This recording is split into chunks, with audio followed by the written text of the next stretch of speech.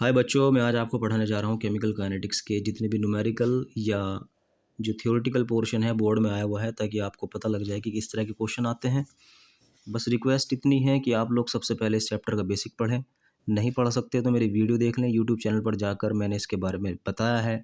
Rate of reaction, molecularity, order, इन सब के बारे में बताया है। ठीक है, बाकी मुझे जहाँ जहाँ ज़रूरत पड़ती रहेगी मैं थोड़ा बहुत आपको इस वीडियो में थ्योरेटिकल पोर्शन बताता रहूँगा। और बाकी मैं इसमें स्टेप बाय स्टेप न्यूमेरिकल कराऊंगा। जिस टॉपिक पर क्वेश्चन आएंगे न्यूमेरिकल, उसको मैं पहले एक्सप्लेन करूंगा, उसके बाद न्यूमेरिकल करा दूंगा। जैसे सबसे पहले क्वेश्चन आ रहा है रेट ऑफ रिएक्शन पर, तो उसके बारे में आपको पता होना चाहिए रेट ऑफ रिएक्शन क्या होता है। रेट ऑफ रिएक्शन होता है क्या, रिएक्टेंट या प्रोडक्ट की कंसंट्रेशन में जो पर यूनिट टाइम बदलाव आता है, यानी टाइम के हिसाब से जो रिएक्टेंट और प्रोडक्ट की कंसंट्रेशन में बदलाव आता है, उसको बोला जाता है रेट ऑफ रिएक्शन। ये एक रिएक्शन है, ए से प्रोडक्ट बन रहा है। वक्त के साथ साथ ये क्या होगा, ये टाइम के साथ साथ घटता चला जाएगा और ये बढ़ता चला जाएगा। जितना ये कम हो जाएगा उतना ये ज़्यादा हो जाएगा।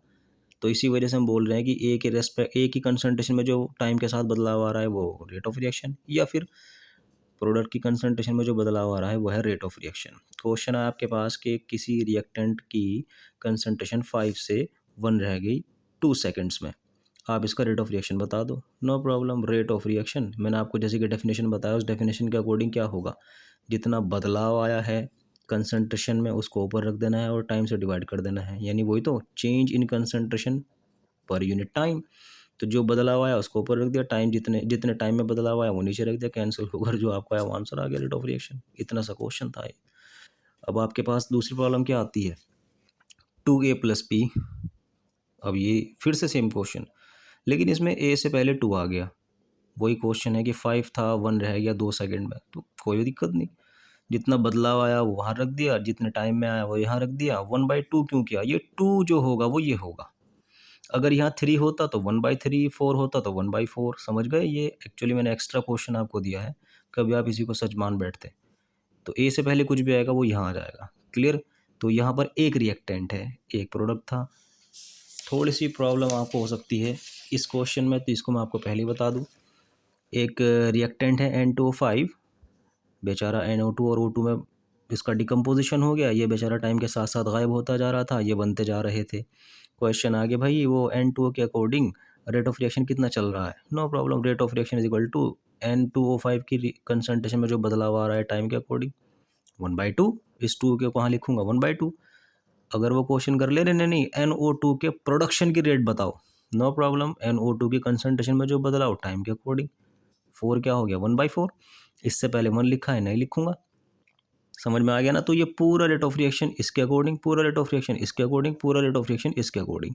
कभी कभी क्वेश्चन में ऐसा भी होगा, आपको दिया जाएगा कि NO2 के प्रोडक्शन की रेट ये है, N2O5 के डिसअपियर होने की रेट बताओ, गायब होने की रेट बताओ। कोई दिक्कत नहीं, फिर उसके बाद ही कर लेना। यहाँ ऐसे इन दोनों को इक्वल रख देना, आपका आंसर आ जाएगा। यहाँ जो प्रोडक्शन की रेट दे रखी है उसको लिख देना, बाकी N2O5 का डिसअपियर होने का रेट निकल जाएगा। अभी कराऊंगा क्वेश्चन, आपको क्लियर हो जाएगा, लेकिन ये पूरी लाइन आपको लिखनी आनी चाहिए। ठीक है, तो इसके ऊपर क्वेश्चन बता दूं आपको कैसे आता है। ये है आपका क्वेश्चन जो बोर्ड में आया हुआ है। मैं आने वाले टाइम में जितने भी क्वेश्चन कराऊंगा सबके आंसर्स एक्स्ट्रा लिख दूंगा, ताकि आप लोग जो मैं रास्ता बताऊं उस पर चलने के बाद जब कैलकुलेशन करें, क्योंकि होमवर्क तो मैं आपको दूंगा तो उसका आंसर यहाँ, मतलब होमवर्क तो मैं आपको दूंगा, तो आपका आंसर ठीक आया नहीं आया है तो वो देख लेना। इस क्वेश्चन का आंसर ये आएगा, लेकिन करेंगे कैसे, क्वेश्चन क्या है। फॉर द रिएक्शन, ये एक रिएक्शन चल रही है, जैसे कि मैंने आपको अभी थोड़ी देर पहले बताया था, the rate of formation of NO2, ये NO2 के फॉर्मेशन की रेट है। No problem. Calculate the rate of disappearance of N2O5, N2O5 के गायब होने की रेट बताओ। जाहिर सी बात है, टाइम के साथ साथ ये कम होता चला जाएगा या बढ़ता चला जाएगा, तो इसके कंसंट्रेशन में जो बदलाव आ रहा है वो ये दिया, और N2O5 को पूछ रहा है कि ये कितनी स्पीड से गायब हो रहा है। कुछ नहीं करना है इसके अंदर, सिर्फ आपको यही लाइन आपको याद रखनी है जो थोड़ी देर पहले मैंने आपको बताई थी, ये वाली। रेट ऑफ रिएक्शन 1/, देखो इसकी दी गई है, इसकी पूछ रहा है, तो इस पर फिंगर रख दो, इस पर फिंगर रख दो। इस पूरे की जगह यहाँ पे 1/4 मत हटा देना, इस पूरे की जगह ये चीज़ रखनी है 2.8 इंटू 10 टू दी पावर -3, इस पूरे की जगह फिर वो 4 से डिवाइड भी होगी और वो 2 उधर जाकर मल्टीप्लाई भी करेगा, तब जाकर आपका आंसर आएगा ये। आगे ना समझ में? वो ऐसा भी कर सकता था कि इसके प्रोडक्शन की रेट इसके प्रोडक्शन की रेट दे देता, ये पूछ लेता, इसके डिसअपियर होने को दे देता, ये पूछ लेता, नो प्रॉब्लम। ये लिखना आना चाहिए आपके पास। तो आपको समझ में आ गया, ये चीज़ जो दी गई है इसको सिर्फ यहाँ लिखना है, यहाँ पर 4 से डिवाइड कर देना, फिर 2 से मल्टीप्लाई कर देना, आपका रेट ऑफ रिएक्शन निकल के वो ये निकल के आ जाएगा इंटू 5 के डिसअपियर होने की रेट 2 से मल्टीप्लाई करने के बाद इतनी। ठीक है, अब ये क्वेश्चन है बोर्ड में तो आया नहीं, लेकिन जब मैंने ये करा दिया तो ये भी आपको समझ में आ जाएगा। What is the rate of disappearance of hydrogen in the following reaction? न इस पर क्वेश्चन है, न इस पर क्वेश्चन है। डिसअपियरेंस किसका? हाइड्रोजन का। ऑफ कोर्स ये भी तो डिसअपियर हो रहा होगा, तो इसके डिसअपियरेंस पे क्वेश्चन पूछा गया है, तो फिर वही rate of reaction is equal to K H time 1/3, यहाँ क्या लगा दोगे? डेल्टा। लो भैया, इसका आंसर आ गया। अगर ये ना देकर ये कह देता कि अमोनिया के प्रोडक्शन की रेट बताओ, तो रेट ऑफ रिएक्शन के 1/2 डेल्टा NH3 अपॉन डेल्टा। अरे बहुत आसान है। ठीक है, इसमें कुछ नहीं पूछा, कोई कैलकुलेशन नहीं, बस इतना क्वेश्चन आपसे किया। खैर, अब आपके पास क्वेश्चन है, for a reaction the rate law expression is represented as follows. Rate law क्या है? रेट लॉ एक तरीके से किसी भी केमिकल रिएक्शन का रिप्रेजेंटेशन है, जो मुझे बताता है कि किसी रिएक्शन की स्पीड किसके रेस्पेक्ट में कितनी चल रही है। ए के रेस्पेक्ट में 1 चल रही है, बी के रेस्पेक्ट में हाफ चल रही है। ये पूरी रिएक्शन का रिप्रेजेंटेशन है, इसीलिए इसको बोला गया है रेट लॉ। एक लाइन में रिप्रेजेंट कर देना। ठीक है, तो interpret what whether the reaction is elementary और कॉम्प्लेक्स। आपको पता होना चाहिए कि एलिमेंट्री रिएक्शन और कॉम्प्लेक्स रिएक्शन क्या होती है, तभी तो इसका आंसर दोगे। एलिमेंट्री रिएक्शन होती है जो एक स्टेप में हो जाए, कॉम्प्लेक्स जो एक से ज़्यादा स्टेप में हो जाए। ठीक, लेकिन एलिमेंट्री रिएक्शन कैसे पहचानोगे? एलिमेंट्री रिएक्शन के अंदर जो मॉलिक्यूलैरिटी होती है वो ऑर्डर के इक्वल होती है। कॉम्प्लेक्स रिएक्शन में मॉलिक्यूलैरिटी ऑर्डर के इक्वल नहीं होती। अब मॉलिक्यूलैरिटी क्या होती है, ऑर्डर क्या होती है? किसी भी रिएक्शन के अंदर रिएक्टेंट के नंबर को मॉलिक्यूलैरिटी बोलते हैं, और ऑर्डर जितने रिएक्टेंट पर रिएक्शन का रेट डिपेंड कर रहा हो। अब आप मुझे बताइए कि इसके अंदर मॉलिक्यूलैरिटी कितनी है? ए और बी, 2 मॉलिक्यूलैरिटी होगी ना, क्योंकि 2 रिएक्टेंट हैं। बट ऑर्डर कितना है? देखो बच्चों, ऑर्डर निकालने का आपको तरीका बताता हूँ। जिसकी जितनी पावर होती है ना, उन सबको ऐड कर देते हैं। ए की पावर कितनी है? 1, बी की पावर हाफ, तो 1.5 यानी 3/2। यार मॉलिक्यूलैरिटी तो इसकी आ रही है 2, और ऑर्डर कितना आ रहा है? 3/2। सॉरी, ये तो इक्वल नहीं है। अगर इक्वल हो जाते, यानी ये पावर 1 ये पावर 1, तब तो इसकी मॉलिक्यूलैरिटी ऑर्डर के बराबर आ जाती। लेकिन दिक्कत क्या हो रही है, समझ में आ रहा ना? तो सॉरी, इसकी मॉलिक्यूलैरिटी ऑर्डर के इक्वल नहीं है, तो ये कॉम्प्लेक्स रिएक्शन है। Give reason to support your answer. I have answered. The molecularity of this reaction is not equal to order of this reaction, that is why this reaction is known as complex reaction. जितनी बकवास में करूंगा ना उसको लिख लेना, क्योंकि ज़रूरी नहीं है कि आपको ईजी ही वर्ड मिले, बट ये कन्फर्म है कि मैं आपको जो आंसर दूंगा वो ईजी मिलेगा। तो वीडियो को पॉज करके लिख लेना, ये बहुत कीमती टाइम है आपका। ठीक है, जो मैं आंसर दूंगा उसको वीडियो को पीछे ले जाकर पॉज करके लिख लेना। Right the units of rate constant. देख भैया, अब धीरे धीरे टॉपिक आगे बढ़ता हुआ, और मैं आपको धीरे धीरे पत्ते खोल कर दिखाऊंगा इसके क्या क्या पूछ रहा है। इस बार पूछा है right the units of rate constant. देखो एक बात सुनो, जब आपसे इस तरह का क्वेश्चन करेगा रेट कॉन्स्टेंट की यूनिट बताओ, तो ये मेरे पास एक फॉर्मूला है बेहतरीन। K is equal to mole per litre raise to the power 1 - n second inverse. इस n की जगह आपको रिएक्शन का ऑर्डर लिखना है। फर्स्ट ऑर्डर, सेकंड, कुछ भी। फर्स्ट ऑर्डर बोल रहा है 1 लिख दो, सेकंड बोल रहा है 2 लिख दो, थर्ड बोल रहा है। लेकिन अभी मेरे पास रिएक्शन का ऑर्डर कितना आया है? कितना आया भैया? 1/2, 1.5 यानी 3/2। तो आपको यहाँ 3/2 लिखना है, और 1 में से वो माइनस कर देना 3/2। तो कितना बचेगा? हाफ। माइनस का हाफ बचेगा, माइनस हाफ। तो जब आप माइनस हाफ लिखोगे तो क्या हो जाएगा? मोल माइनस हाफ, लीटर ऊपर ले जाओगे, हाफ, और सेकंड इनवर्स आंसर। ये बेहतरीन फॉर्मूला है, इसको आने वाले टाइम में भी बहुत बार यूज़ करूँगा। ये बेहतरीन, ज़बरदस्त। एन की जगह आपको रखना है ऑर्डर की नंबर। तो आपको क्लियर हो गया? उस फॉर्मूले को बार बार बोलता रहूँगा मैं, अब इसको नोट कर लेना। Right the units of rate constant for reaction, लिख दिया मैंने। ठीक है, अब आपके पास क्वेश्चन है थर्ड। सॉरी, ये तो हो चुका। ये 2 क्वेश्चंस आए हैं। डिफाइन ऑर्डर ऑफ रिएक्शन, क्या बताओगे? वो रिएक्टेंट के नंबर जिस पर रिएक्शन का रेट डिपेंड करता हो, ऑर्डर ऑफ रिएक्शन, ठीक। The number total number of reactants on which the rate of reaction depends. Right the condition under which a biomolecular reaction follows first order kinetics.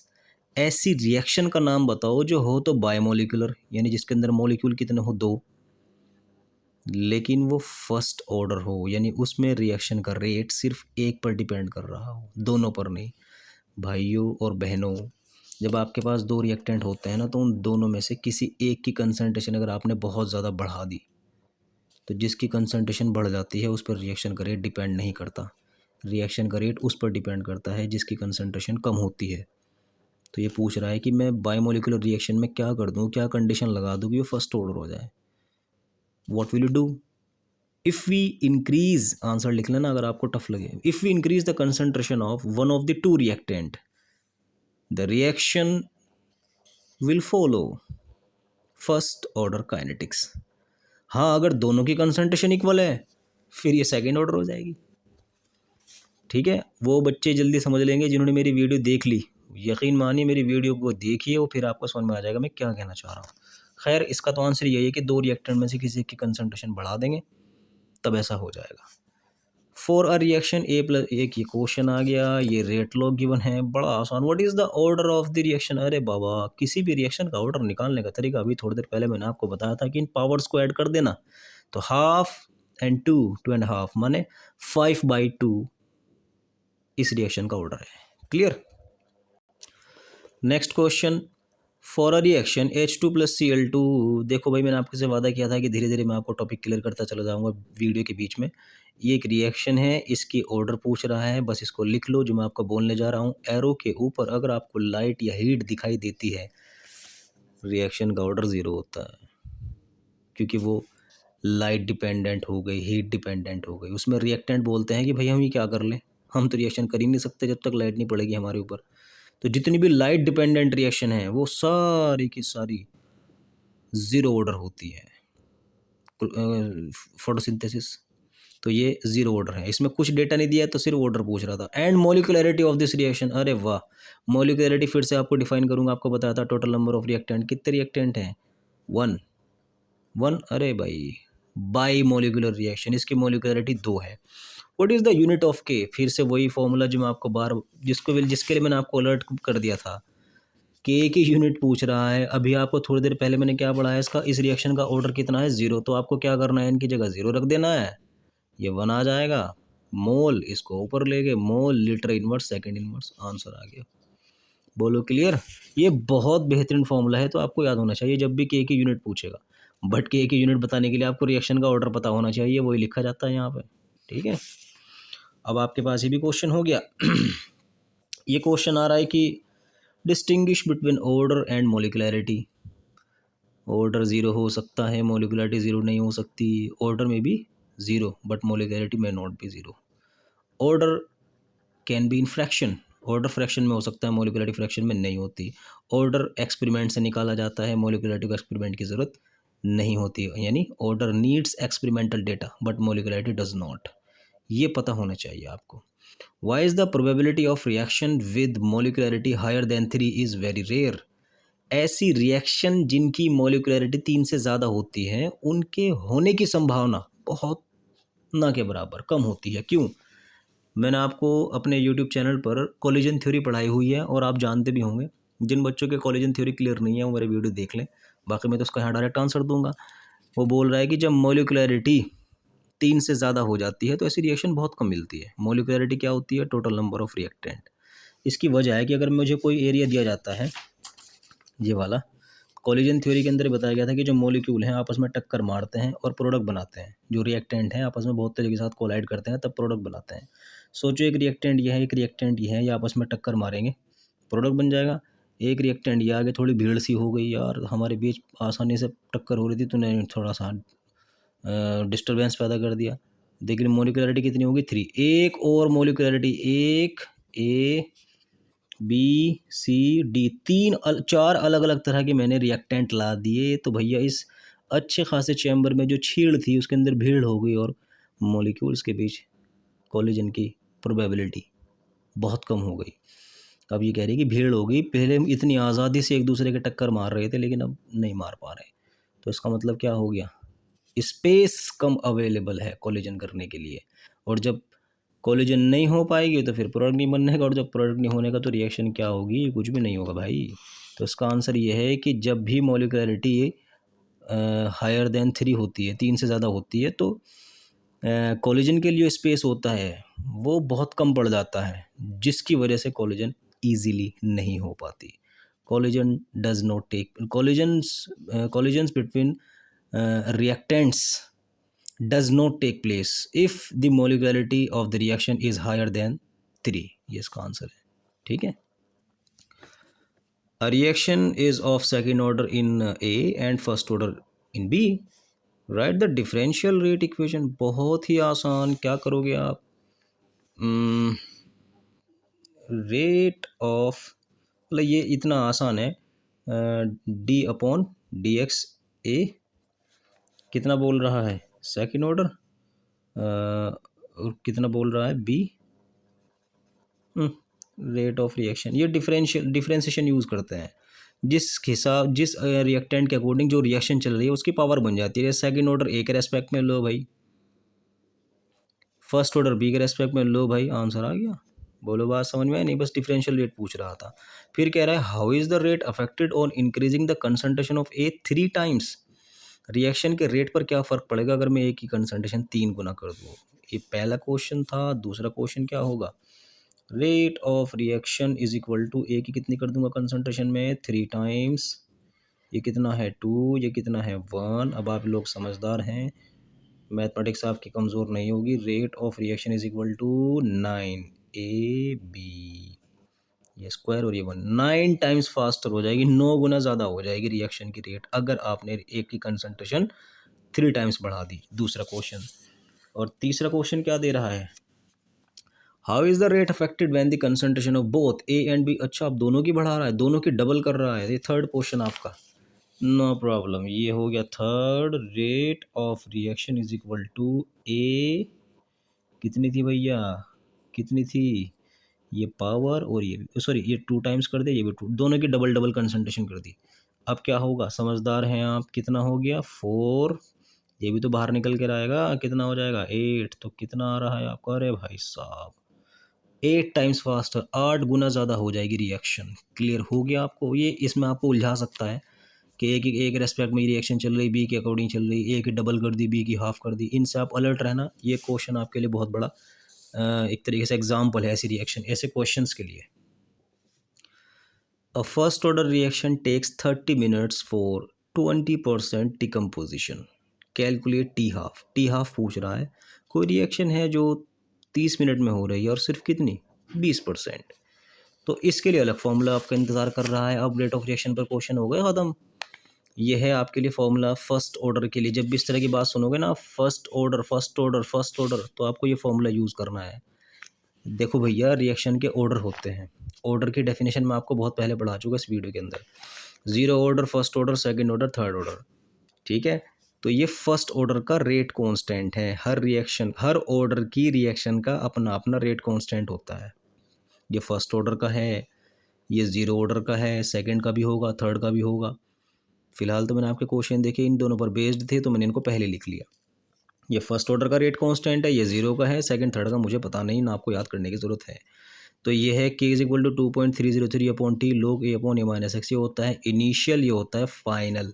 कुछ book के अंदर a की जगह r note लिखते हैं और a minus x की जगह r, बात वही है, कोई दिक्कत परेशानी की बात नहीं है। ये इनिशियल, ये फाइनल, ठीक।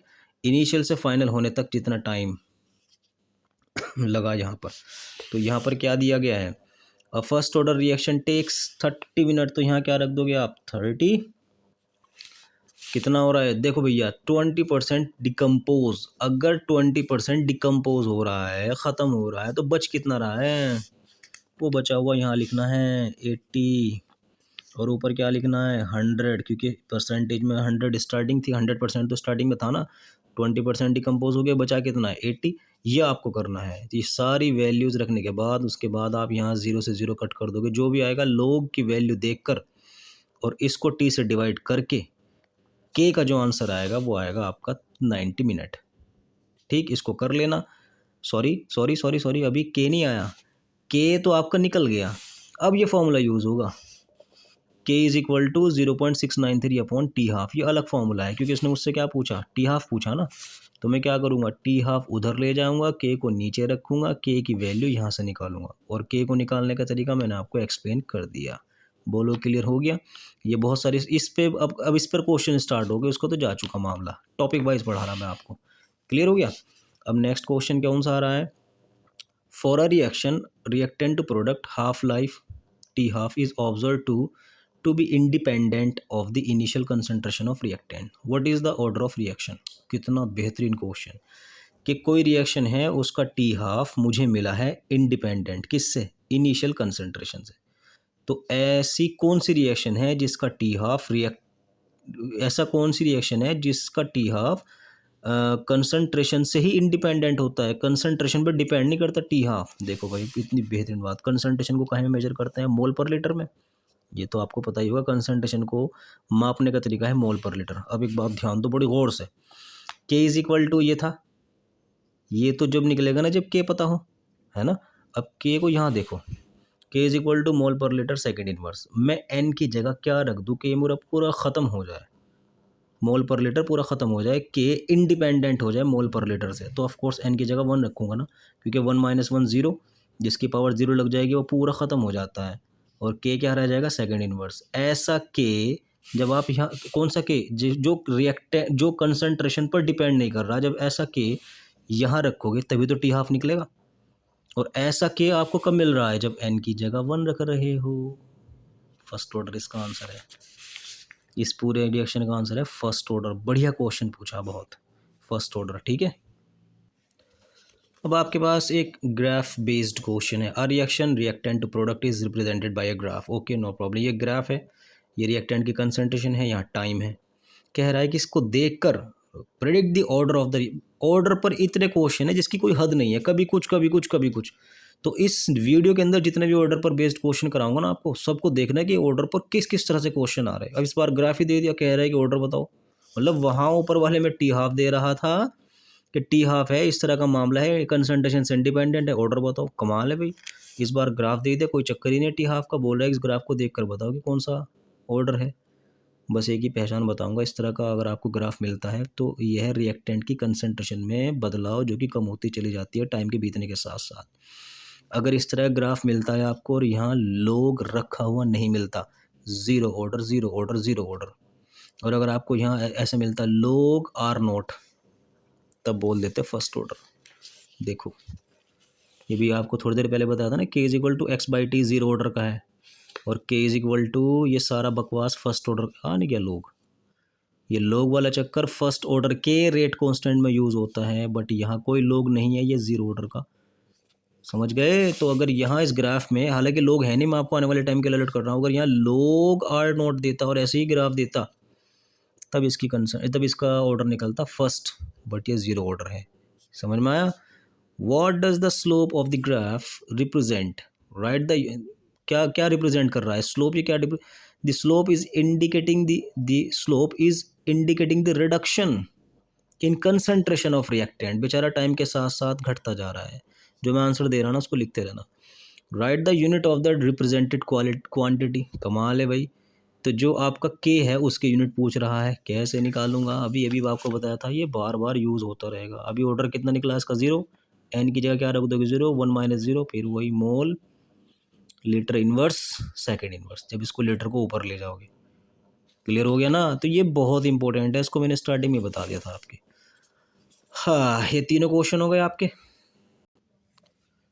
अब ये क्वेश्चन है कि अ फर्स्ट ऑर्डर रिएक्शन, ये दिमाग ख़राब कर देगा, बार बार ये आता रहेगा। First order reaction takes 40 minute for 30% decomposition, calculate T half. बिल्कुल ऊपर वाला क्वेश्चन है, बिल्कुल ऊपर वाला। बस फ़र्क इतना है कि वहाँ परसेंटेज दी थी 20, बच गया था 80 30 मिनट में, यहाँ है 30 डिकम्पोजिशन, बच जाएगा 70 40 मिनट में। तो आप लोग क्या करोगे, यहाँ पर फिर से फॉर्मूला यूज़ करोगे ना इसका, तो यहाँ पर क्या रख दोगे 100, यहाँ क्या रख दोगे इस पूरे की जगह 70, कितने टाइम में, 40 मिनट में, तो आपका के निकल के आ जाएगा। और जब के निकल के आ जाएगा तो मैंने आपको बताया था कि के निकलते फिर आप क्या यूज़ करोगे, K is equal to 0.693 upon T half. T half को इधर ले जाना, के को नीचे लिख देना, के कहाँ से निकलेगा ऊपर से। आपको ये सारा घोल मचोल करने के बाद आंसर आएगा 77.78 मिनट। समझ में आया, क्योंकि आपको मिनट में दे रखा था। तो ये देख लेना कि वो के पूछता है कि टी हाफ पूछता है। नया क्वेश्चन आता है, a first order reaction takes 20 minutes for 25% decomposition. Calculate the time when 75% of the reaction will be completed. एक सेंटेंस ये वाला है, एक सेंटेंस ये वाला है। उसमें कह रहा है कि 25% रिएक्शन हो रही है 20 मिनट में, वही रिएक्शन 75% कितने टाइम में हो जाएगी। इसके लिए दो बार आपको इक्वेशन यूज़ करनी पड़ेगी। के इज इक्वल टू 2.303 अपॉन कितना टाइम 20 लोग, शुरुआत में कितना था 100, 20% कंप्लीट हो गए तो बचा कितना 75, एक इक्वेशन बन गई। उसके बाद के इज इक्वल टू क्या करोगे आप, फिर से कैलकुलेट, इस बार फिर से टाइम पूछ रहा है तो 2.303, इस बार मुझे टाइम नहीं पता। लोग शुरुआत में 100 था, 75% हो गई, 75% जब हो गई तो कितना बचता है 25। इक्वेशन क्या बन गई, सेकंड। ये दोनों कांस्टेंट है, इनको आप इक्वल रख देना, इक्वल रख दो। 2.303 upon T log 100 divided by 25 is equal to, अब इसको लिख दो 2.303 upon T log 100 divided by 25, यहाँ रखना आपको 75। ठीक है, तो आप लोग क्या करोगे, इस चीज़ को इस चीज़ से कैंसिल कर दोगे, ये 25 से कैंसिल हो जाएगा, ये 25 से कैंसिल हो जाएगा, वो 4 आ जाएगा, ये कितना आ जाएगा 3, ये कितना आ जाएगा 4। जब आप लोग 4/3 देखेंगे तो आपको फॉर्मूला पता होना चाहिए कि लोग 4/3, यानी जब लोग के बराबर में ऐसी कोई चीज़ आ जाती है जो एक दूसरे को डिवाइड कर रही है तो क्या बन जाती है, लोग 4 माइनस लोग 3 इज इक्वल टू, ये क्या है आपका, ये तो मैं लिखना ही भूल गया, 20। ये वाला 20 यहाँ पे आ जाएगा, ये टी उससे कितना 1/20, ये टी मुझसे पूछ रहा है। तो लोग 4 को आप कैसे लिखोगे, लोग 4 को लिखोगे आप लोग 2 रेज टू द पावर 2, और ये रूल है कि जो भी लोग के बराबर में नंबर होती है अगर उसकी पावर लग रही है तो वो इधर आ जाती है, तो ये हो जाएगा 2 लोग 2, ये चीज़ कैंसिल हो जाएगी बस। तो क्रॉस मल्टीप्लाई करोगे, 20 को वहाँ ले जाओगे, टी को यहाँ ले जाओगे, लोग की इन वैल्यूज़ को रखोगे, वो जो नीचे आ जाएंगी, आपका टाइम निकल के आ जाएगा कितना 96.96 निकल गया ना। तो इस तरह के क्वेश्चन में जिसमें दो के भाई इतने परसेंट रिएक्शन इतने टाइम में हो रही, इतने परसेंट कितने टाइम में होगी, इसमें ये दो बार यूज़ होता है फॉर्मूला, जिसमें एक बार टी को आप रख देते हो ऐसे ही, ये आपका टाइम निकल गया। उसके बाद नेक्स्ट क्वेश्चन आ रहा है, for the first order thermal decomposition reaction that following data obtained. ये एक रिएक्टेंट है, गैस है, बेचारा इसमें कन्वर्ट हो गया। अब कह रहा है कि कैलकुलेट द रेट कांस्टेंट। देखो भाई, इसके लिए थोड़ी सी बकवास करूँगा, उसके बाद आपको समझाऊंगा। ये एक रिएक्टेंट है। अब ये जब स्टार्टिंग में लिया था, स्टार्टिंग का मतलब जब ये इन दोनों में डिकम्पोज नहीं हुआ था, जब मैंने इसको लिया था ना, तब इसका प्रेशर इसी का था, ये इनमें बदला नहीं था, और इसका प्रेशर 0 सेकंड पे काउंट होगा। 0 सेकंड का मतलब यानी टाइम बीता नहीं और ये इसमें बना नहीं। तो जो टाइम 0 है वो ये रहा, 0 टाइम पर कितना प्रेशर है 0.30, वो सारा प्रेशर इसी का ही है। जब ये इन दोनों में कन्वर्ट हो जाएगा तो इसका प्रेशर 0.30 से कम हो जाएगा। कभी ये देखो कि यार 0 सेकंड थे, अब 300 सेकंड बाद प्रेशर कितना हो गया 0.50। अब मेरे भाई वो इसका नहीं है, वो तो पूरी रिएक्शन मिक्सचर का है, और ज़्यादा भी होना है क्योंकि ये जो दो प्रोडक्ट हैं ये भी तो गैस है, इनका भी तो प्रेशर काउंट होगा। तो ये जो टोटल प्रेशर देते हैं वो है ये। कुछ बच्चे क्या करते हैं कि अच्छा इसका स्टार्टिंग में प्रेशर 0.30 था, बाद में इतना हो गया। अब गधे, नहीं होगा। इसका अगर 0.30 शुरुआत में था, टाइम के बीतने के साथ वो कम हो जाएगा। तो टाइम के बीतने के साथ जब कोई प्रेशर दिया जाएगा वो पूरे के पूरे मिक्सचर का होगा। इसका तो घटना है, 0.30 से कम ही होगा। समझ में आना। तो ये होता है टोटल प्रेशर और ये होता है इनिशियल प्रेशर, जो सिर्फ होगा इसका। क्यों? क्योंकि जब टाइम 0 था ना मेरे भाई, ये और ये बने नहीं थे, तो इसका जो प्रेशर था वो दिया। क्लियर हो गया ना। तो जब गैशियस फेज हो तब क्या फॉर्मूला यूज़ करते हैं, तब फॉर्मूला यूज़ करते हैं ये वाला, K is equal to 2.303 upon T log P naught upon 2P naught minus P total. ये सिर्फ गैसियस फेज के लिए है जब आपको प्रेशर दिया जाएगा। है तो वही सेम फॉर्मूला है, बस यहाँ ए क्या था, initial concentration, initial pressure, final concentration, final pressure. ये वैल्यूज़ आपको इस क्वेश्चन के अंदर ढूंढनी पड़ेंगी, कहाँ कहाँ क्या लिखा हुआ है। देखो क्या पूछ रहा है मुझसे, ये पूछ रहा है कैलकुलेट द रेट कांस्टेंट, के पूछ रहा है 2.303 अपॉन टी, 0 से कितना 300 सेकेंड, तो यहाँ क्या लिखा जाएगा 300 सेकेंड 300 लोग। इनिशियल प्रेशर कितना था 0.30, 2 इंटू इनिशियल प्रेशर, फिर से 0.30 की मल्टीप्लाई किससे कर दोगे 2 से, माइनस पी टोटल, ये आपका ये आ जाएगा 0.50। ये फॉर्मूला याद कर लेना, धागड़ है ये, धागड़ छोरा है। अभी तो आप इसी को समझ रहे होंगे ये इनिशियल है ये फाइनल है, नहीं ये इनिशियल है ये फाइनल नहीं है, ये तो टोटल है। तो यहाँ थोड़ा सा पंगा है, ये क्वेश्चन टफ है।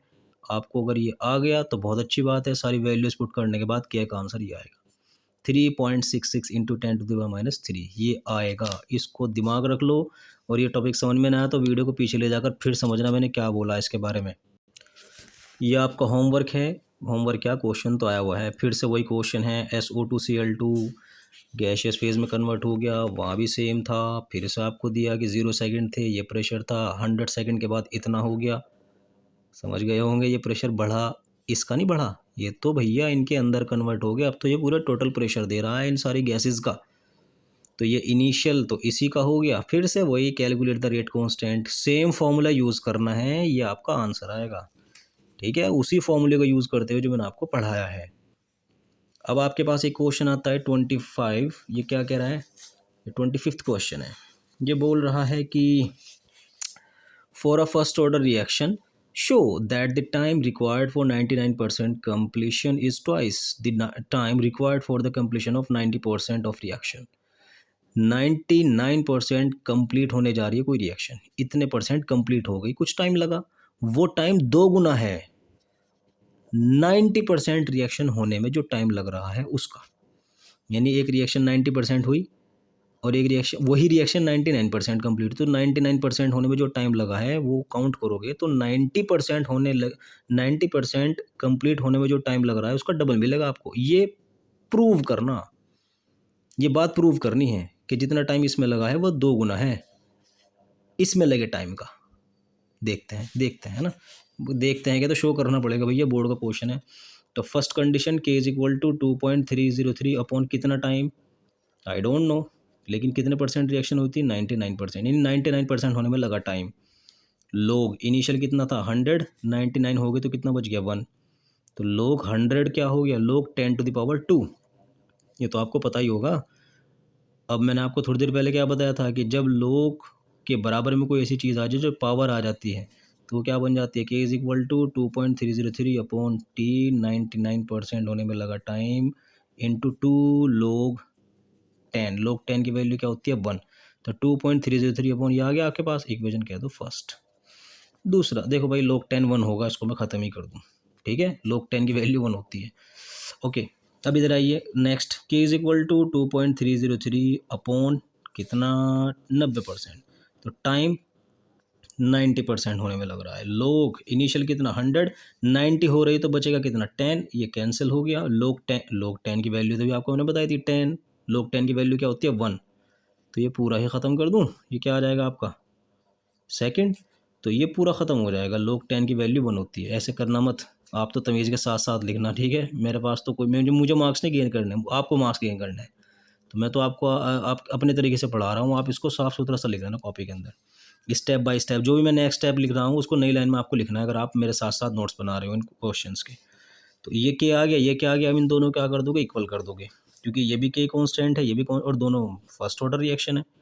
तो क्या करोगे इसको 2.303 टी 99% इंटू 2, इसको किसके इक्वल रख दोगे, इसके 2.303 अपॉन टी 90%।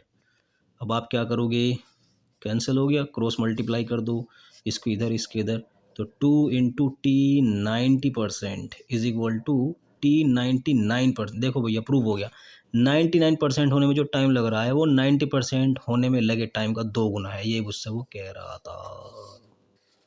क्या कह रहा था, कहाँ है, शो दैट द टाइम, है ना, मैंने शो कर दिया, प्रूव कर दिया कि इतनी परसेंट होने में जो भी टाइम लग रहा है वो 90% होने में लगे टाइम का 2 गुना है। Following data are obtain for the following reaction, ये N2O5 है, डिकम्पोज हो रहा है NO2 और हाफ O2 में। जब टाइम 0 था तब इतनी कंसंट्रेशन थी, टाइम इतना हो गया कंसंट्रेशन घट गई, टाइम इतना हो गया टाइम कंसंट्रेशन और घट गई। किसकी घट गई? N2O5 की। क्यों घट गई? क्योंकि N2O5 लगातार बदलता जा रहा है इनके अंदर।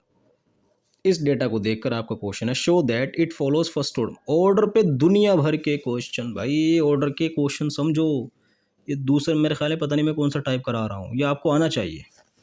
तो show that it follows first order reaction, अब मैं इस डेटा को देखकर प्रूव करना है कि फर्स्ट ऑर्डर को फॉलो कर रहा है ये डेटा, ये रिएक्शन फर्स्ट ऑर्डर ही है। अब भाई एक बात देखो, मैं आपको यहाँ नया टॉपिक पढ़ाने जा रहा हूँ।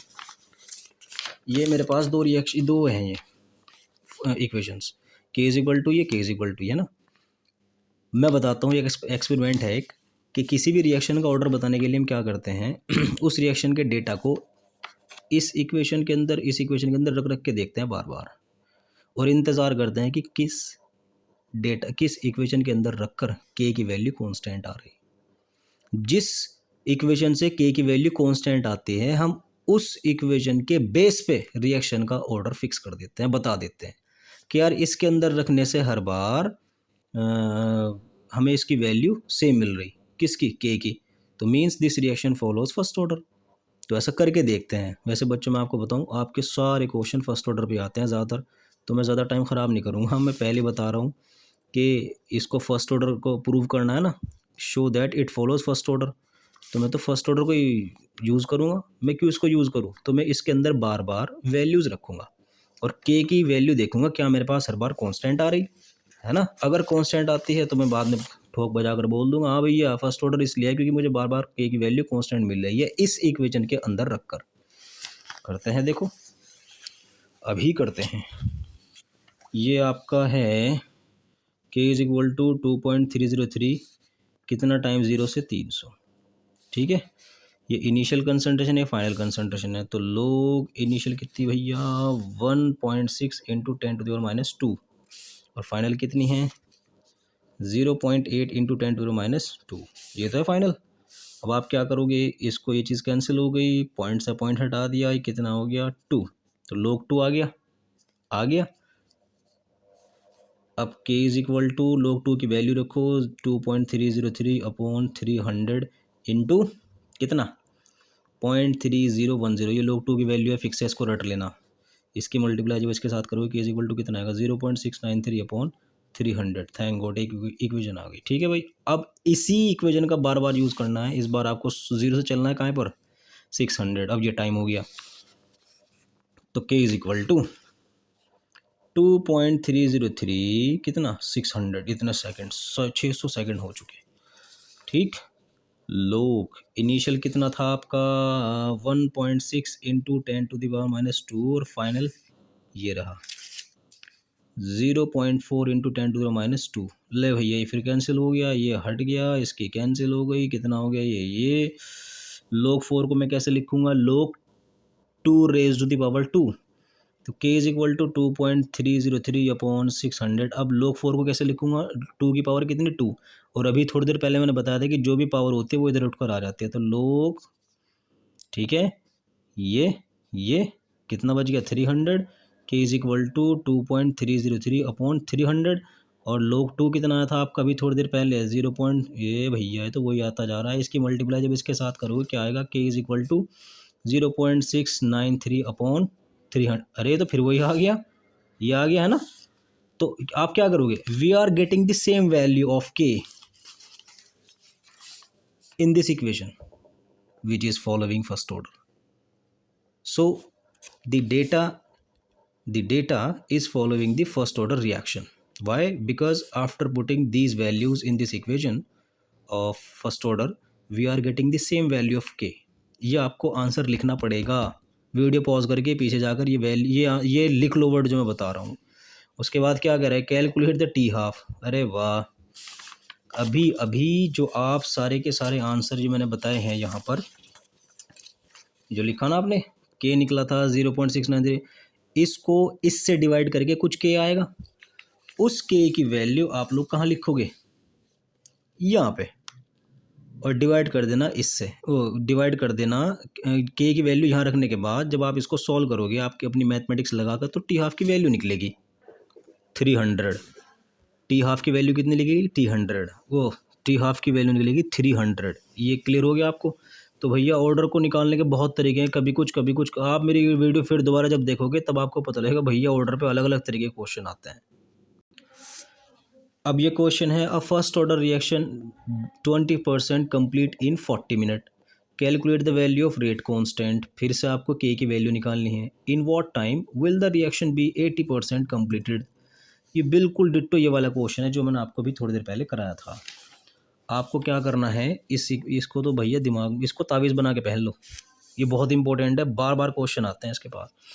तो अ फर्स्ट ऑर्डर रिएक्शन 25, यहाँ क्या रखोगे आप 100%, 25% कंप्लीट हो रही तो बच कितनी रही 75, यहाँ 75 रख देना या 100 लिख देना। कितने टाइम में 40 मिनट, आपका क्या निकल जाएगा के।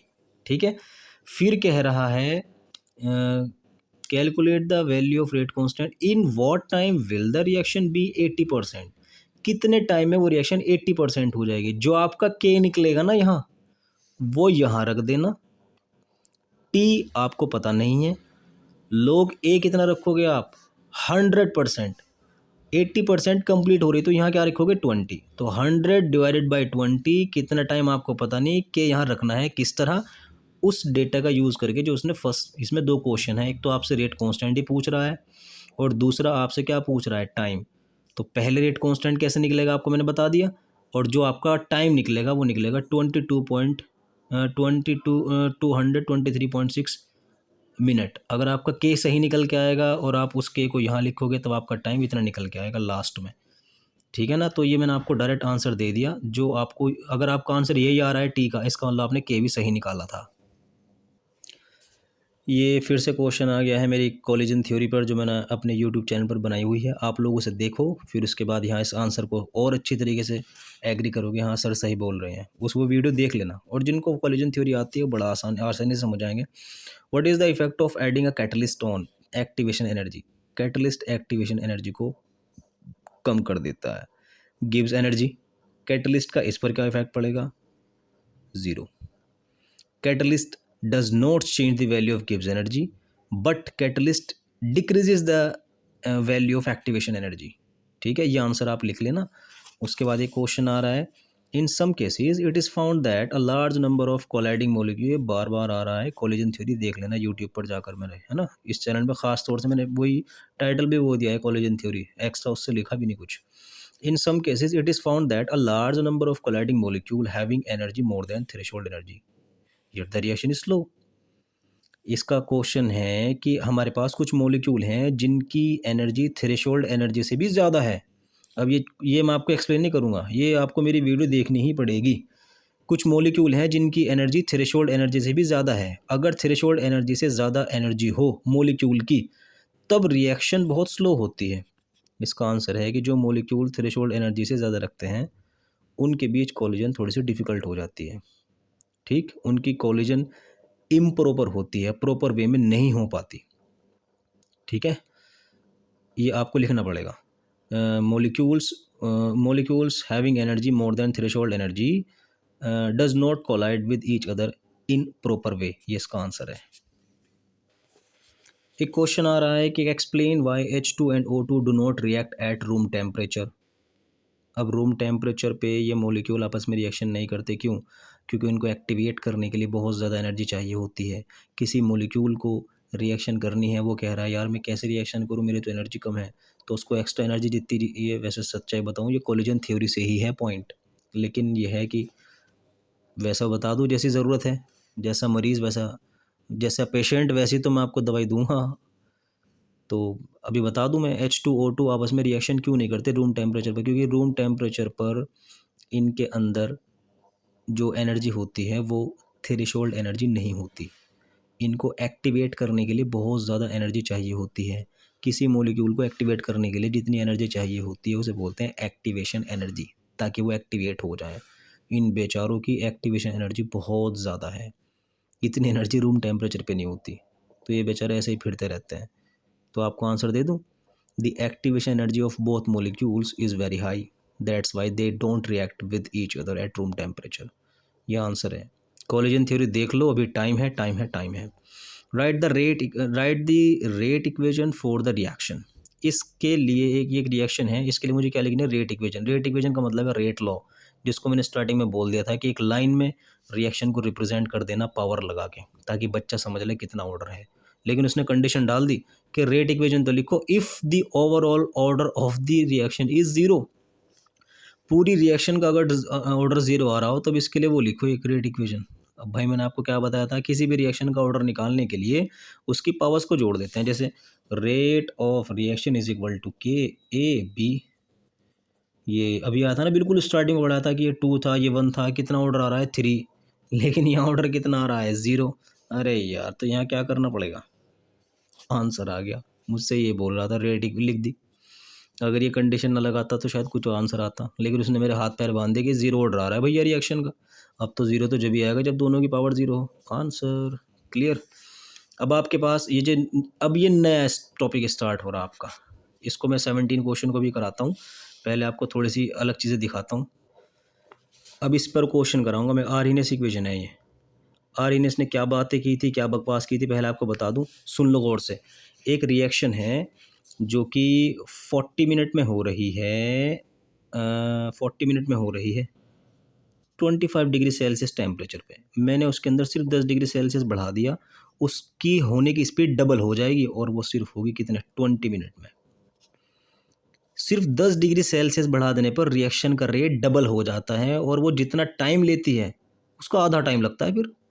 जैसे अगर पहले 40 मिनट में हो रही थी, कितने में हो रही थी, 20 मिनट में। ये बात एक साइंटिस्ट ने नोट की थी जिसका नाम था आर्हेनियस, डबल आर है।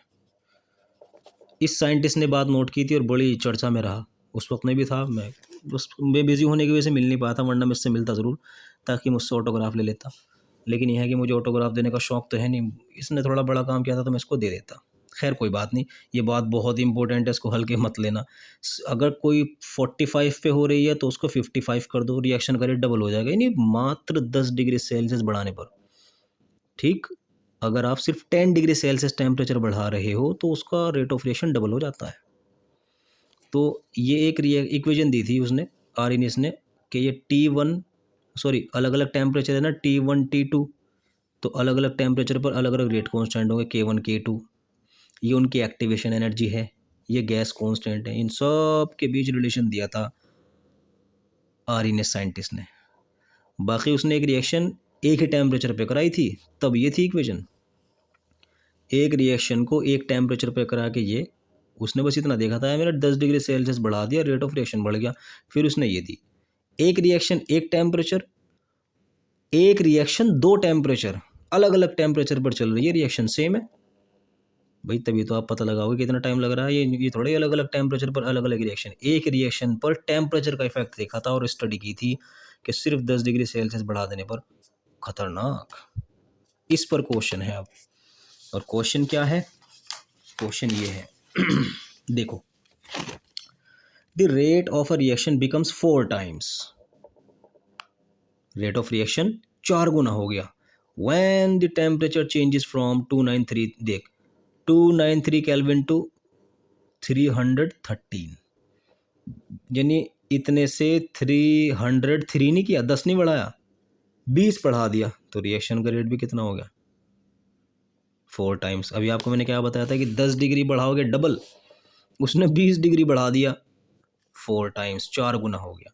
कैलकुलेट द एक्टिवेशन एनर्जी, अरे भैया, ऑफ दिस रिएक्शन।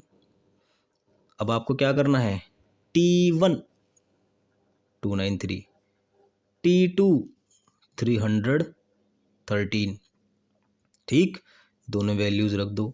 आर की वैल्यू फिक्स है, इसको मैं बार बार नहीं बताऊंगा, 8.31, ये फिक्स है, फिक्स है, फिक्स है, इसको याद कर लेना। तो T1 T2 दे दिया।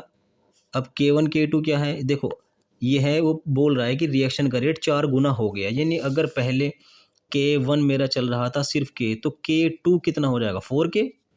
अरे भाई 4 गुना हो गया ना, तो इससे पहले क्या लगा हुआ है, 1, इससे पहले 4 से तो मल्टीप्लाई करनी पड़ेगी अकॉर्डिंग टू क्वेश्चन, कि पहले जो भी रिएक्शन का रेट चल रहा था वो 4 गुना हो गया। तो अगर K1 K था तो K2 कितना हो जाएगा, 4K। समझ में आया? तो इस K2 की जगह आपको क्या लिखना है, 4, K1 की जगह क्या लिखना है, 1। log 4 को आप कैसे लिखोगे, अभी थोड़ी देर पहले बताया था, log 2 raise to the power 2, और जो पावर होती है वो इधर आ जाती है, तो 2 log 2, और log 2 की वैल्यू क्या होती है, 0.3010। ये सारा गिवन गिवन, ये पूछ रहा है, ये भी गिवन, इसका आंसर आएगा 5286 पॉइंट, सॉरी 52862, यहाँ जाकर आएगा इसका आंसर। ठीक है, पॉइंट यहाँ लगेगा 528620। इसी क्वेश्चन को घुमा फिरा कर देखो कितने साल बाद फिर से दोबारा से पूछा, ये रहा। The rate of reaction quadruple quadruple का मतलब 4 ही होता है, double, triple, quadruple. Rate of reaction quadruple when temperature changes from, अरे भैया वही जू का तुम, कैलकुलेट ये, यहाँ भी ये पूछ रहा था।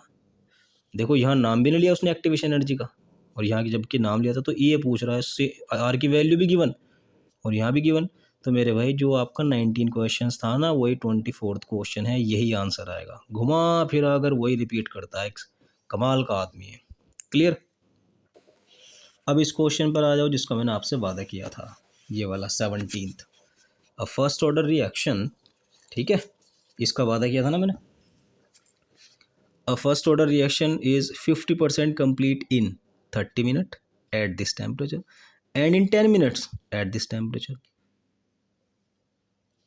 कैलकुलेट ई ए, फिर से ई ए पूछ रहा है, मैं फिर से उसी फॉर्मूले का यूज़ करूँगा इस वाले का, है ना।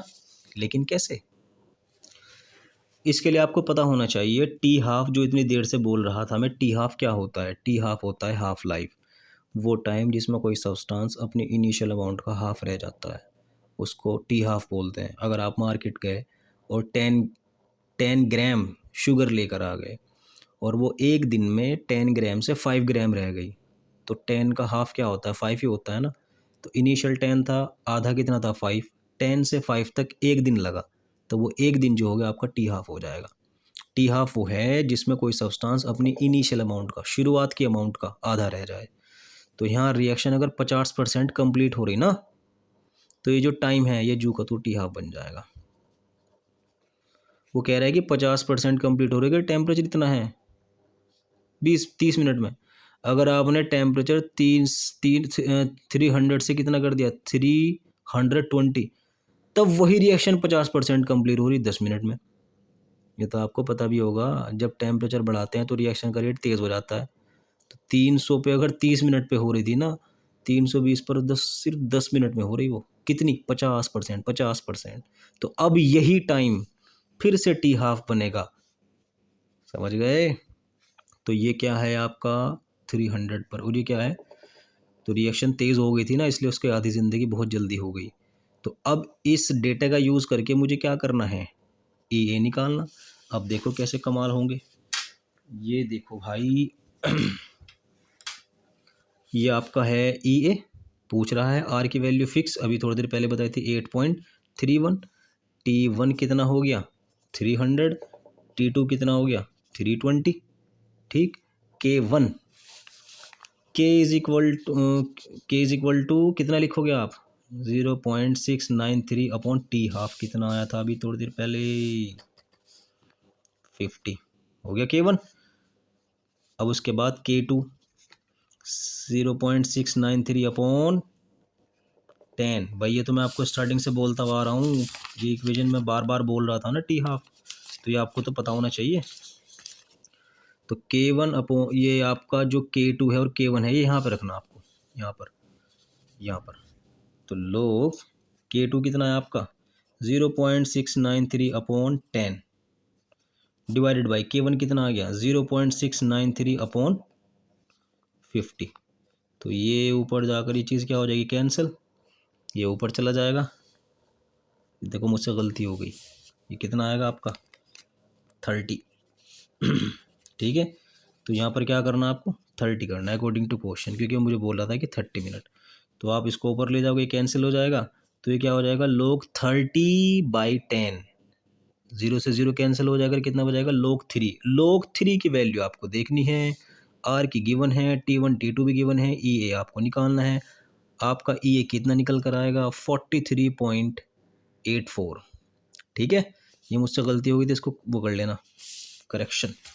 ये 30 है, ठीक, 30 30 30 30 30, ठीक है। The rate constant for the first order decomposition of H2O2 is given by the following equation। ये रेट कांस्टेंट है फर्स्ट ऑर्डर का, K है, बार बार आ रहा फर्स्ट ऑर्डर, ये K है फर्स्ट ऑर्डर का रेट कांस्टेंट। इसकी पूरी एक इक्वेशन दी गई है, कह रहा है calculate EA for this reaction. इस डेटा का यूज़ करके EA निकालना है। ये है क्या? ये तो लोग के अभी अभी थोड़ी देर पहले मैंने आपको दिखाया था, क्या था, ये था ना आरइनएस इक्वेशन थी ये तो। एक रिएक्शन एक ही टेम्परेचर, एक रिएक्शन एक ही टेम्परेचर, एक टेम्परेचर एक ही रिएक्शन, और ये क्या है आपका रेट कांस्टेंट, है ना। ये तो क्वेश्चन में दिया हुआ है डेटा, ये मुझे मालूम है आरइनएस इक्वेशन, ये रटनी पड़ेगी। ये एक रिएक्शन दो टेम्परेचर पर चलाई जा रही है और एक रिएक्शन एक ही टेम्परेचर पे, तो ये आरइनएस इक्वेशन है। मैं इसको अगर इससे कंपेयर करने चलूँ, मुझे किसी चीज़ का आंसर मिल रहा है क्या? ज़रा चेक करना, देखो भाई लोग क्या होगा।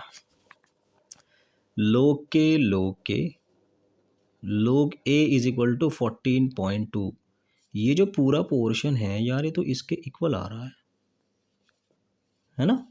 अगर मैं इस इक्वेशन को जो कि क्वेश्चन में गिवन है, अगर मैं इससे कंपेयर करूं तो मेरे पास ये पूरा डेटा इसके इक्वल आ रहा है आफ्टर कंपैरिजन। तो मैं क्या करूंगा, मैं क्यों ना ये लिख दूं, देखो ये माइनस भी सेम है तो माइनस से माइनस भी कैंसिल हो जाएगा, मेरे पास आएगा EA/2.303 RT is equal to ये 1 × 10⁴ डिवाइडेड बाई T।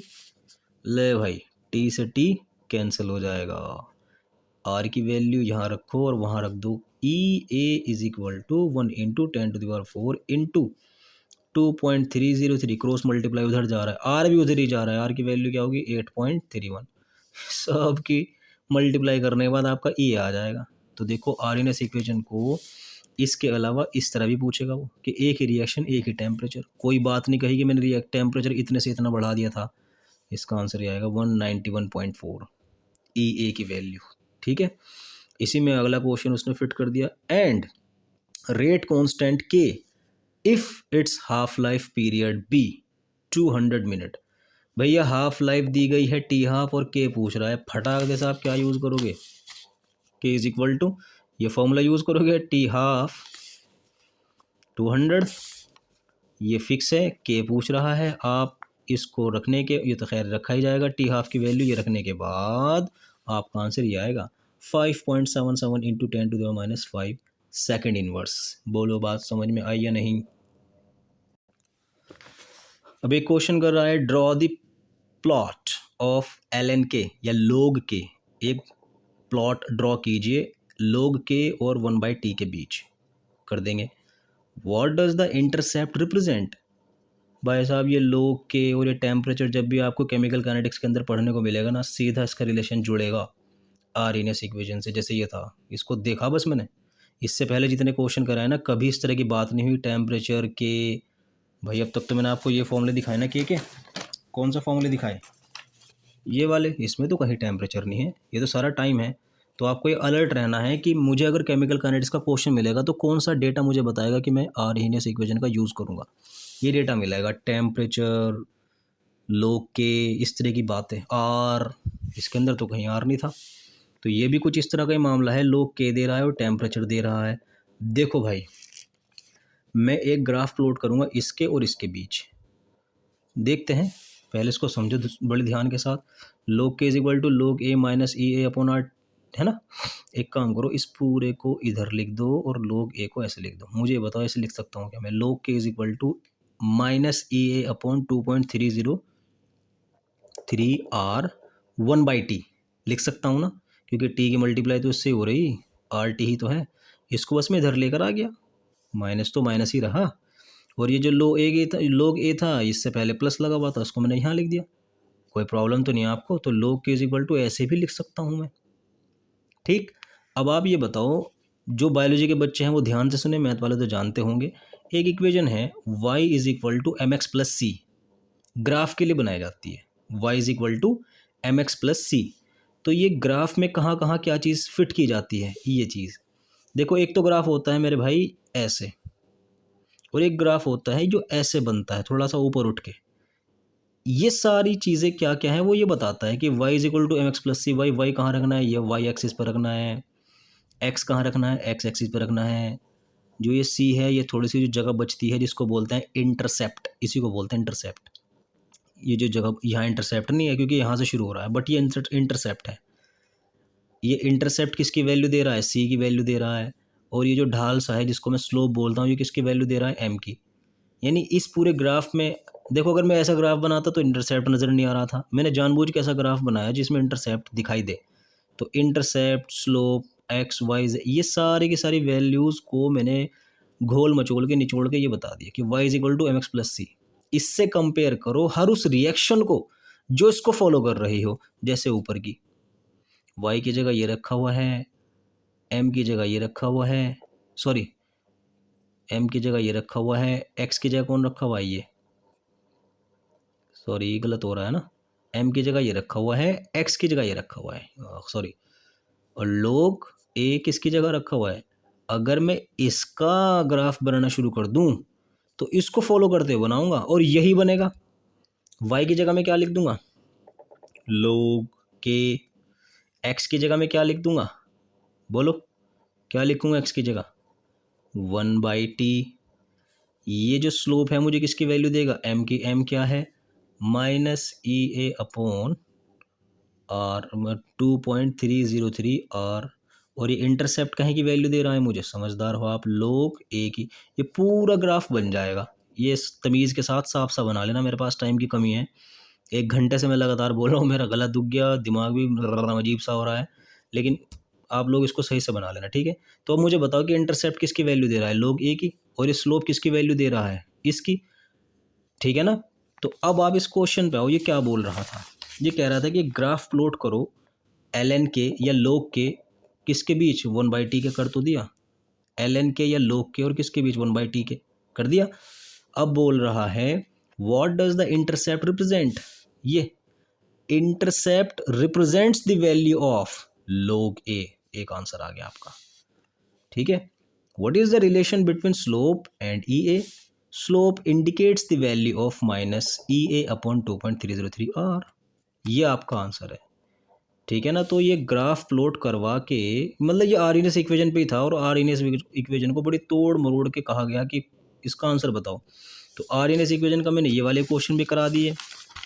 एक अकेली रिएक्शन पर क्वेश्चन आ सकता है जो एक ही टेम्परेचर पर चल रही है, और आर्हीनेस इक्वेशन की जितनी भी चीज़ें हैं उन पर ग्राफ बेस्ड क्वेश्चन भी आ सकता है। अब ये नया क्वेश्चन है, the decomposition of A into product has value of के, ठीक है, कितने टेम्परेचर पर, इतने, एंड एनर्जी ऑफ एक्टिवेशन, ठीक है, एट व्हाट टेम्परेचर वुड के बी। ये फिर से आर्हीनेस पर क्वेश्चन है, लेकिन इस बार टेम्परेचर पूछ रहा है। तो मैं क्या करूँगा, मैं फिर से यही फॉर्मूला यूज़ करूँगा जिसको बार बार पढ़ाता आ रहा हूँ। आप लोग नोट कर रहे होंगे कि मैं एक ही टॉपिक को पकड़ के बैठ जाता हूँ और इसी पर क्वेश्चन कराते रहता हूँ। तो log K1 given, log K2 given, EA given, R 8.31, इतना ना बन। एट वॉट टेम्परेचर कितना है, T1। एट वॉट टेम्परेचर यानी किस टेम्परेचर पर के इतना हो जाएगा। T2 पूछ रहा है आपसे, समझ में आया। तो T2 आपका निकल कर आएगा 297 केल्विन, और जब आप उसको डिग्री सेल्सियस में कन्वर्ट करोगे 24.34 डिग्री सेल्सियस। इसमें T1, इसमें मतलब T2 पूछ रहा था, उससे पहले EA पूछ रहा था, कभी इस अकेली पर क्वेश्चन था। जिस तरह ऑर्डर पर दुनिया भर के क्वेश्चन मैंने आपको पढ़ाए, इसी तरीके से आर्हीनेस इक्वेशन भी, तोड़ मोड़ कुछ भी, हर टाइप मैंने आपको करा दिया, और उम्मीद है कि आप लोग भटकोगे नहीं। अब आते हैं लॉन्ग क्वेश्चन पर, जो कि लॉन्ग ही हैं, लॉन्ग से पहले इनकी बात बनती भी नहीं। और ये लॉन्ग क्वेश्चन ऐसे हैं, आपको बहुत ज़्यादा नॉलेज देकर चले जाएंगे। आपको फिर से बता दूं, ऑर्डर क्या होता है। ऑर्डर होता है किसी भी रिएक्शन के अंदर वो रिएक्टेंट जिन पर रिएक्शन करे डिपेंड करता है। जैसे ए और बी है, तो इसकी कंसंट्रेशन कम ज़्यादा करके देखते हैं, और देखते हैं रिएक्शन की स्पीड पे क्या फ़र्क पड़ा। इसकी कंसंट्रेशन कम ज़्यादा करके देखते हैं, देखते हैं रिएक्शन की स्पीड पर क्या फ़र्क पड़ा। लेकिन तरीका क्या है, इसको फिक्स कर देते हैं, इसको बदलते रहते हैं, इसको फिक्स कर देते हैं, इसको बदलते रहते हैं। यही तरीका होता है किसी रिएक्शन के ऑर्डर को निकालने का। भी थोड़ी देर पहले मैंने आपको वैसे ही बताया था तरीका, कि जो के की वैल्यूज़ होती हैं उनके अंदर रखते हैं कभी कुछ और देखते हैं कि इसमें कांस्टेंट आ रहा है। बताया था ना अभी थोड़ी देर पहले, कभी फर्स्ट ऑर्डर का, कभी ज़ीरो ऑर्डर का वैल्यू पुट कर करके देखते हैं। एक तरीका ये भी है कि इसकी फिक्स करो, इसको बदल दो, इसको फिक्स करो, इसको बदल दो, कंसंट्रेशन में बदलाव करते रहते हैं। तो एक एक्सपेरिमेंट किया गया ये वाला। इसमें ए की कंसंट्रेशन इतनी थी, बी की इतनी थी, रेट ऑफ रिएक्शन ये चल रहा था। ए की इतनी कर दी, बी की इतनी कर दी, रेट ऑफ रिएक्शन भी बदल गया, फिर चेंज कर दी, फिर चेंज कर दी, बदल गया, फिर चेंज कर दी। ये पूरा एक्सपेरिमेंट दिया गया, दोनों की अलग अलग कंसंट्रेशन ली गई और रेट ऑफ रिएक्शन आपको बदलता हुआ मिला दिखाई दिया। तब क्वेश्चन है कि इस डेटा को देखकर मुझे रेट लॉ लिखकर दिखाइए। अब रेट लॉ क्या होता है? रेट लॉ कई बार आ गया। रेट लॉ होता है किसी भी रिएक्शन का रिप्रेजेंटेशन, जिसको देखकर बच्चा बता देता है कि रिएक्शन का ऑर्डर इतना चल रहा है। तो यही तो है rate law. Rate is equal to K A power, क्या मुझे पता ही नहीं है, क्योंकि मुझे रिएक्शन का ऑर्डर नहीं पता है कि ए के हिसाब से क्या चल रही, बी के हिसाब से क्या चल रही, तो मैंने एक्स वाई लिख दिया। जब मुझे एक्स वाई की वैल्यू लिख जाएगी तभी तो रेट लॉ लिखूंगा मैं। तो एक्स वाई की वैल्यू निकालने की ही लड़ाई है। एक्स वाई की वैल्यू निकल जाएगी तो आप इसका रेट लॉ भी लिख दोगे और बता दोगे पूरी रिएक्शन का ऑर्डर इतना है। ठीक, तो देखो हम करेंगे क्या। ये आपको पूरा डेटा दिया है, ठीक। तो इस रेट की जगह तो लिखना है इसको, ए की कंसंट्रेशन की जगह लिखना है इसको, और बी की कंसंट्रेशन की जगह लिखना है इसको। और अगर नहीं समझ में आ रहा तो यहाँ से खिसको। ठीक, देखो बात सुनो, जो मैंने आपको थोड़ी देर पहले कहा था ना अभी, कि ए की कंसंट्रेशन फिक्स, दूसरे को चेंज कर देंगे, दूसरे फिक्स, पहले को चेंज कर देंगे। इसमें देखो ये चीज़ देखो, फर्स्ट एंड फोर्थ एक्सपेरिमेंट में ये कंसंट्रेशन फिक्स है, और ये वाली चीज़ यहाँ सेकंड और थर्ड में ए की फिक्स है, फर्स्ट एंड फोर्थ में बदल गई। बी वाले की फर्स्ट एंड फोर्थ में फिक्स है, सेकंड थर्ड में बदल गई। आपको एक्सपेरिमेंट ये चुनना पड़ेगा, क्योंकि यही तरीका होता है कि इसकी फिक्स हो, इसकी फिक्स हो, ये बदली जा रही हो, क्या फ़र्क पड़ा। इसकी फिक्स हो, ये बदली जा रही, सॉरी हाँ, इसकी फिक्स हो, ये बदली जा रही हो, इसकी फिक्स हो, ये बदली जा रही हो, इसकी फिक्स हो, ये बदली जा रही हो। समझ में आ रहा ना? ये मैंने आपको ऑलरेडी पहले मतलब इस पे टिक लगा कर दिया है इस चीज़ को, ताकि आप लोग इसको समझ सको। तो आप लोग क्या करोगे, इस रेट की जगह पहले ये लिखना शुरू कर दो।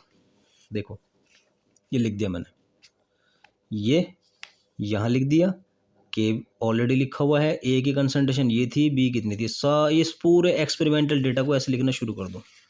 देखो ये लिख दी मैंने 4 की 4, जिसकी जो कंसंट्रेशन है मैंने यहाँ लिखनी शुरू कर दी। आप लोग चेक कर सकते हो वीडियो को पॉज करके, ठीक है। सिलेक्शन किस चीज़ का होगा? सिलेक्शन होगा जहाँ आपकी दोनों में से किसी एक की कंसंट्रेशन फिक्स हो रही हो। जैसे ये वाला किसकी फिक्स हो रही थी, इसकी। फिर उसके बाद किसका सिलेक्शन होगा इसका। यहाँ ये चीज़ फिक्स है, ये चीज़ बदल रही, ठीक है। तो सिलेक्शन आपने कर लिया पहले किसका सेकंड और थर्ड का। अब आपको करना क्या, जो कम रेट ऑफ रिएक्शन है उसको डिवाइड, जो ज़्यादा रेट ऑफ रिएक्शन है उसको डिवाइड कर देना है कम रेट ऑफ रिएक्शन से। तो ये रेट ऑफ रिएक्शन कम है क्योंकि 10 की पावर कितनी है, और ये रेट ऑफ रिएक्शन क्या है, ये रेट ऑफ रिएक्शन ज़्यादा है, ये रेट ऑफ रिएक्शन कम है क्योंकि 10 की पावर कितनी है, -2। तो आप ऐसे लिखना कि इक्वेशन थर्ड को सेकंड से डिवाइड कर देने पर ये रहा, कर दो। ये रेट ऑफ रिएक्शन किसका है, थर्ड वाली का, पूरी लाइन मैंने लिख दी। फिर उसके बाद सेकंड वाले की पूरी लाइन मैंने लिख दी ना, लिख दी। यही करना आपको, कम वाले को ज़्यादा वाले को कम वाले से डिवाइड करना है। अब आपने इसको डिवाइड करोगे तो ये के से के कैंसिल हो जाएगा, ये भी कैंसिल हो जाएगा, ये भी कैंसिल हो जाएगा, इसकी पॉइंट से पॉइंट हट जाएगी, 2 से 2 के कितना आ जाएगा, 2 की पावर कितनी आएगी, वाई। अब इसको ऊपर ले जाओगे तो ये 10 की पावर 2 बन जाएगी। 10 की पावर 2 की मल्टीप्लाई 10 की पावर -1 से होगी तो 10 की पावर 1 रह जाएगी। और 10 की पावर 1 तो 10 ही होता है, जिसकी मल्टीप्लाई जब आप इससे करोगे तो ये 2.8 ना होकर 28.8 हो जाएगा। नीचे क्या है, 7.2। जब आप इसको कैंसिल करोगे तो आपका आंसर आएगा 4, इस तरह 4। और ये क्या था, 2 की पावर वाई। 4 को आप कैसे लिख सकते हो, 2 रेज टू द पावर 2, और ये क्या है, 2 raise to the power Y. इनको कंपेयर करोगे तो वाई की वैल्यू क्या आ रही है, 2। थैंक गॉड मुझे इसका आंसर आ गया। यानी बी के रेस्पेक्ट में रिएक्शन चल रही है, सेकंड ऑर्डर आ गया एक आंसर। अब आपको वो चुनना है जिसमें आपका वो वाला चेंज हो रहा था दूसरा, यानी फर्स्ट एंड फोर्थ। इसमें कौन चेंज हो रहा था? ए। और ये चीज़ क्या थी? फिक्स। आप इसे नोट कर लो, इसमें कम कौन है? ये वाला कम है, ये वाला कम है? बोलो, ये वाला कम है ना, क्योंकि 10 की पावर कितनी है, और ये वाला है क्या? ज़्यादा। ज़्यादा वाले को कम वाले से डिवाइड करना है, माने फोर्थ को फर्स्ट से डिवाइड करने पर।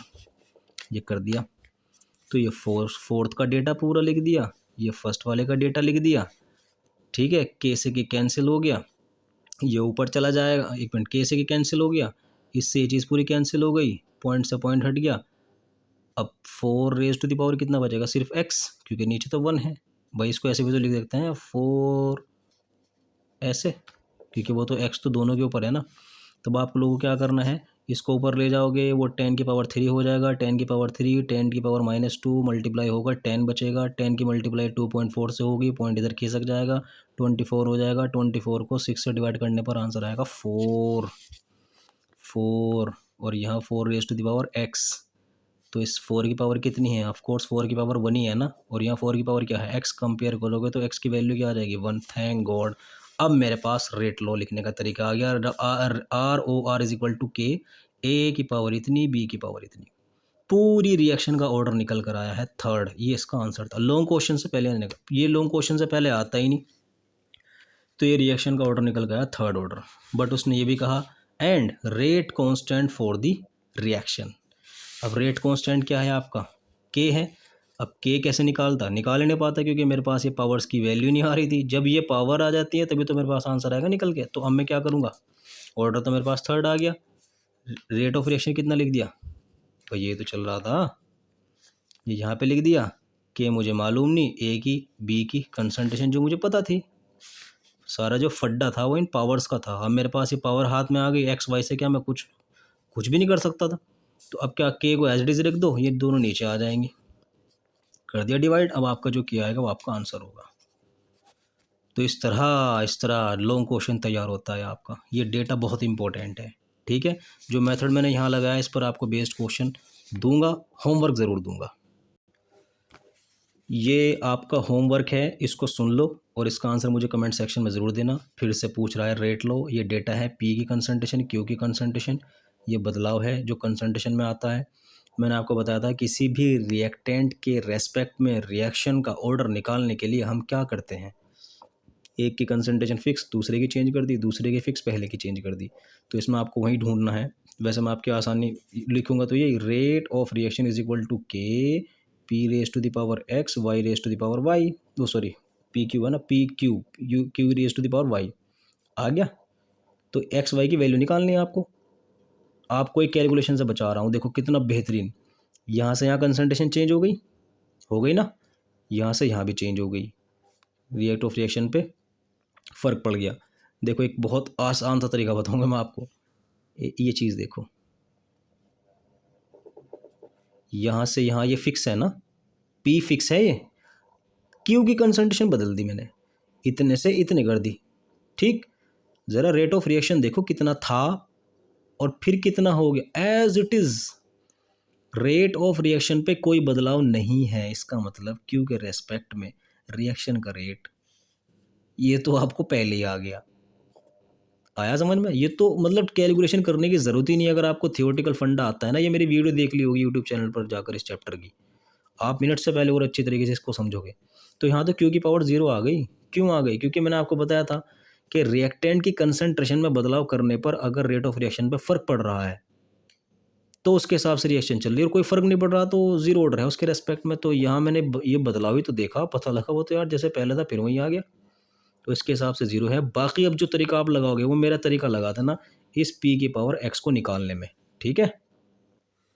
आपको इस x का आंसर मिलेगा 1, ये मैंने हिंट दे दिया, ठीक है। अब नेक्स्ट क्वेश्चन आपका आता है ये वाला, फॉर द रिएक्शन 2NO+Cl2, ये बन गया। The following data were collected, all the measurements were taken at 263 kelvin. ये NO है, ये Cl2 है, दोनों की इनिशियल कंसंट्रेशन ये दी गई है। Initial rate of disappearance of Cl2 ये वाला दिया गया है, ठीक है। तो भैया अब आपको लोगों को दिमाग लगाना है, right the expression for rate law. फिर से रेट लॉ लिखवा रहा है, ऐसी लाइन लिखवा रहा है जिससे आपको पता लग जाए कि इसके हिसाब से क्या रिएक्शन चल रहा है, इसके हिसाब से क्या रेट ऑफ रिएक्शन चल रहा है। ठीक, देखो मैं कैसे निकालूंगा ट्रिक। NO देखो ऊपर का ऊपर मैं आपको बता चुका ना, तो यहाँ ज़्यादा टाइम नहीं लगाऊंगा। 0.15 से 0.30 इतने से डबल कर दिया ना। पहले कितना चल एक सेकंड और 0.15 था, 0.30 कर दिया, इसकी कंसंट्रेशन डबल कर दी, तो रेट ऑफ रिएक्शन भी डबल हो गया। पहला था 0.60, अब है 1.20, रिएक्शन का रेट डबल हो गया, नो प्रॉब्लम। मैंने 0.15 से अब कर दी कितनी, 0.30, क्योंकि यहाँ तो ये कांस्टेंट थी। तरीका यही होता है, एक को कांस्टेंट दूसरे को बदल दो। तो यहाँ पे ये चीज़ कांस्टेंट थी, इसको बदल दिया। अब इसको मैंने डबल कर दिया, इसको वहीं लेकर आ गया कि तेरी फिक्स रहेगी।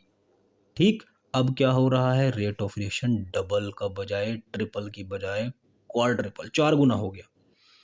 यानी जब मैंने इसको बदला रेट ऑफ रिएक्शन डबल, और जब इसको बदला तो रेट ऑफ रिएक्शन 4 गुना।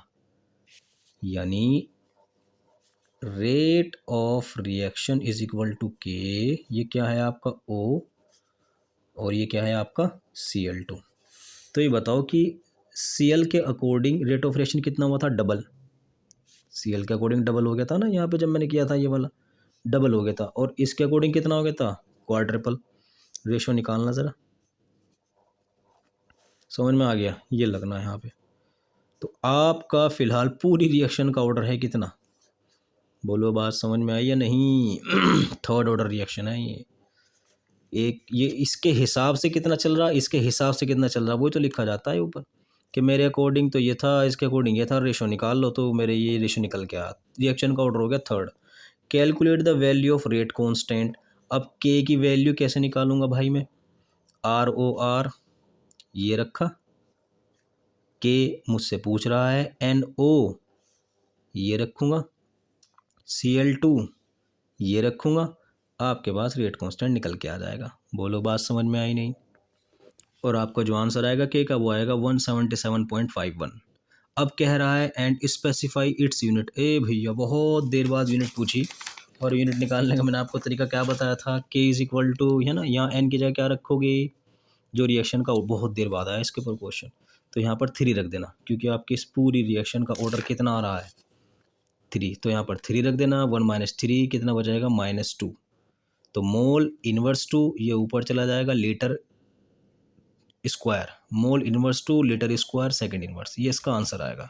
ठीक है, अब थर्ड क्वेश्चन कर रहा है कि what is the initial rate of disappearance of Cl2 in experiment fourth. ये आपका क्वेश्चन मार्क दिया है और ये चीज़ आपको दी गई है, तो अब इसको फिल करना है, कोई बड़ी बात नहीं है। फिर से आप इसी को यूज़ करना, रेट ऑफ रिएक्शन ये लिखना बार बार, क्योंकि पावर का चक्कर था वो तो आपने निकाल दिया।